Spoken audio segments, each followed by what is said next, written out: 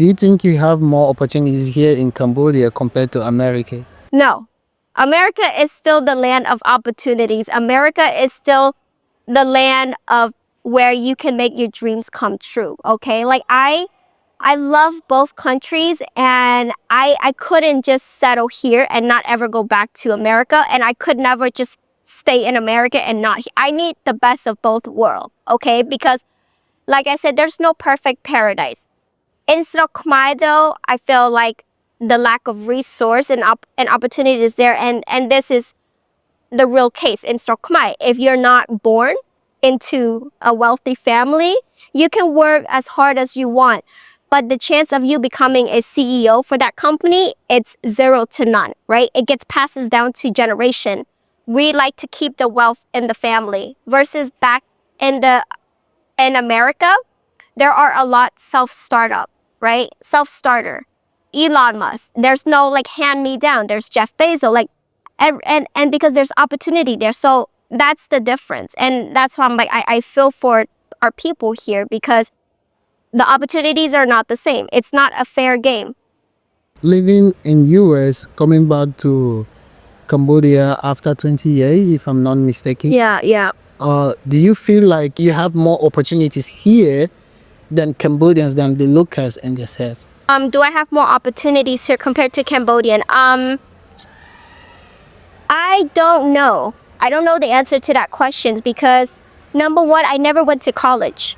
I don't have a college background. I never got a high education. So if I were to go try to teach or get a corporate job, I don't think I would be qualified. I think that I can take what I've learned back in States and create my own opportunities versus seek it from other people. If I go out and ask somebody for a job, I'm probably not going to get it because I don't have a college degree.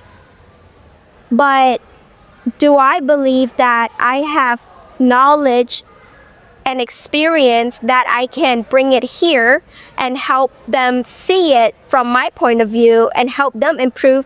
The answer is yes, because I had opportunities that they don't have here.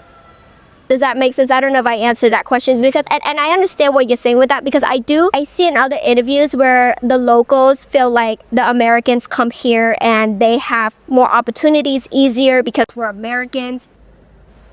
I would challenge that, okay? Because instead of looking at it that way, you should look into yourself and challenge yourself. Okay, if that's the case, well, what can I do? What kind of skill set can I learn? Can I teach myself that I can create an opportunity for me and not relying on getting a job? You still have control of that. To answer your question, I think I would rather create opportunities for people.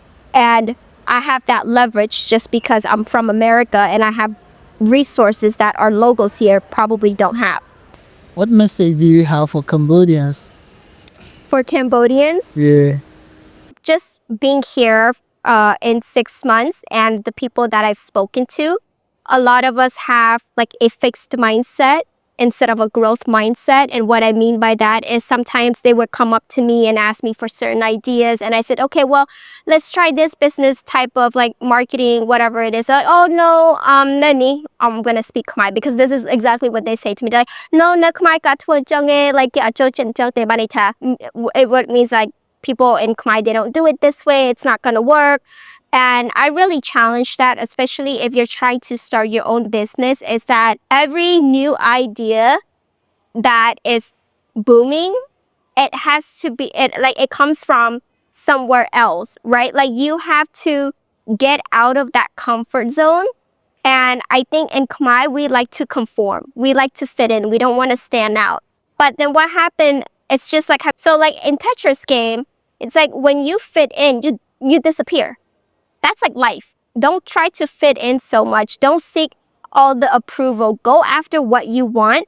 And as Khmer, you have to appreciate what we have here. We live in such a beautiful country. There is opportunities. We have to just change our mindset, change the way we think. But like I said at the beginning of the interview, the grass is not always greener on the other side. Okay, start watering your own grass because Cambodia is a beautiful country. We are competent. We have resource. Our people are smart. Start appreciate yourself, your country, and utilize what you have. You don't have to go anywhere else, but it starts within you. If you want to change your life, change the way you think. What advice would you give to your younger self? Be gentle on yourself when you are going through whatever pain, whatever struggle. Just realize that nothing is as bad or as good as it seems. And that when you do reach a level that you were praying for, also realize that you are touchable. You are not someone that can walk on water, because I made that mistake and God really humbled me down.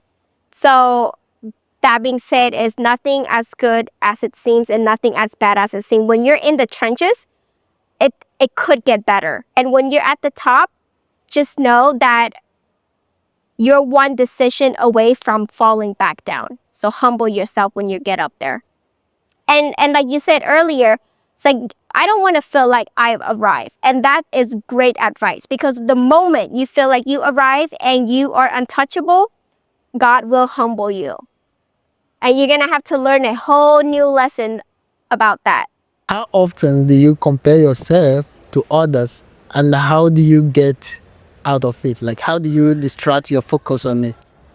I think I had this problem a lot when I was younger, because when I see other people that are ahead of me, I compare myself and I envy them. I don't have that problem anymore. And I think that comes with confidence. And I'm not talking about external confidence, like I'm beautiful, I look good, whatever. But like internal confidence. I think the only time you compare yourself to other people is when it's not even about confidence. It's not the lack of confidence, it's the lack of mission. Every time you're comparing yourself to other people, it's because you're not doing something in your life. The only person that I compete with is me. Am I better than who I was 6 months ago? And that's all I focus on now. But growing up, like in my young adult, like in my early 20s, yeah, I struggle with comparing myself to people. But now it's like, I don't have that problem anymore.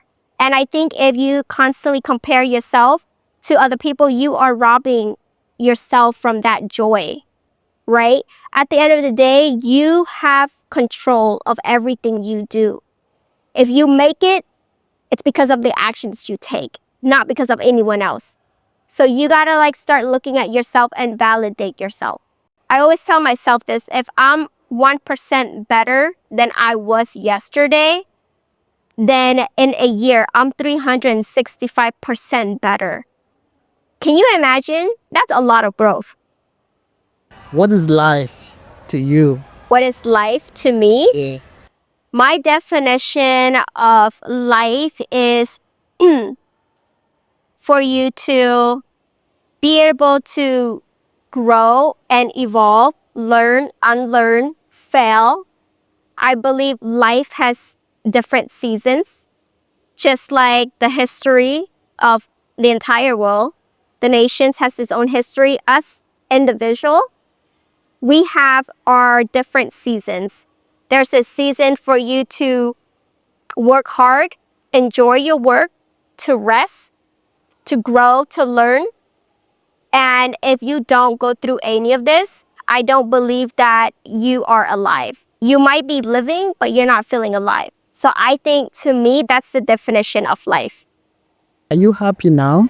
Yeah, I'm a lot happier than I was a year ago. Do you get lonely a lot of times? Do I get lonely a lot of times? No, I don't. I used to. And it's funny because, I was looking at this picture here, and this was taken back in like 2 years ago. And this is the time where I was like sitting on my rooftop. I was drinking a bottle of wine to myself, and I never felt so lonely, where I had everything I've ever wanted, but yet I was so sad and alone. And I don't feel that today, that's for sure. There's so much for me to do now, If my son isn't with me and he's at school, like I said, there are so many ways to get my mind stimulated. I listen to podcasts on my free time, read book. There's actually a book I'm reading right now. You should check it out. It's so good. It changed my life forever. It's called Outwitting the Devil by Napoleon Hill. It's so good. So good. What is the biggest difference between who you are 10 years ago and who you are now? I was 20, right? 10 years ago. So I must have been pregnant at this time, obviously. Pregnant and not pregnant. And I was so young, so naive. I did not think long term at all. And I was so over the whole like self-indulgence. I was drinking all the time. I had a gambling addiction and just going through life so carelessly. I did not think, first of all, I didn't see that a baby was coming. So I had no investment. I knew nothing about business. I was just young and going through life, drifting. This is what I would say. I was drifting for sure. Compared to now, I would say I've been through some shish. And I am so much more confident as a person now. I think 10 years ago, I was someone that was seeking validations from other people, wanting to get approval, wanting to feel loved. Everything was like validated by external value. Versus now, I think I am more confident in who I am. What I mean by that is probably back then I would need to get a certain things or being with certain person, whatever, to make me feel good about myself. But now I am at peace with who I am, and I can admit all of the mistakes that I went through confidently and realize that I am imperfectly perfect and that I have so much more to learn.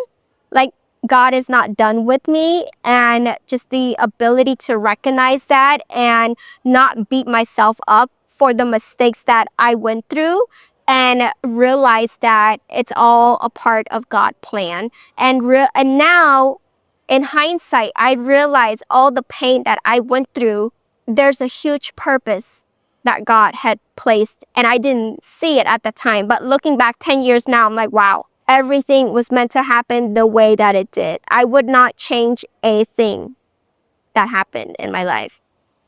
What is your biggest fear? My biggest fear is going through this life, becoming complacent, like being comfortable with life, and stop dreaming. I never want to get to the point where, oh, I made it, I've arrived, this is it for me. Because the moment that I feel that way is the moment my soul dies.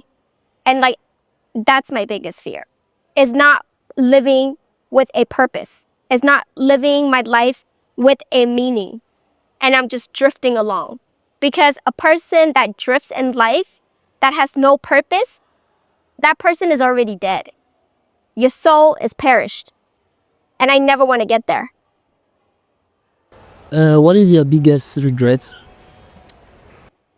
My biggest regret, I think my biggest regret is when I have the wisdom and I did not take my own advice. The biggest gap is like knowing and doing. And I think through my 20s, I knew that I should have been doing that, but I did it anyways.